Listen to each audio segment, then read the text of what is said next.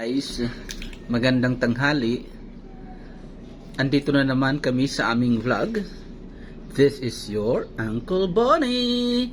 And andito na si Andoy, ang paborito kong pamangkin. Pag-uusapan namin ngayon tungkol sa kanyang pinaggagawa. Ano bang pinaggagawa mo sa buhay? Hoy, dito na! Kulaw na. Ito na! Saan ka taking papakita dito? Dali na! Nag-iinano ka lanay. Dali na! Ito hayagit pag-answer! Ano, nalugod nag-answer ka yan? Ano, bungi ka pa yan? Nalugod din ang-answer. Dali na! Ano ito yung favorite hobby? Ha? Sports.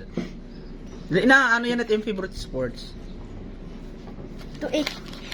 Do it. Dali na! Pero yung laban niya na. Ha? Ano ma? Ito yung laban. Dali! Nakulaw na ko. This is Andoy and this is Uncle Bonnie. Andoy is now a grade 5 pupil under the advisory of Mom. Who's your advisor? Ha? Ma'am Rojibel. Ma'am Rojibel, yung advisor. Hino mo? Ay, pag binuwa eh. Wala, tuyawon na. Yari, so ganoon na nga.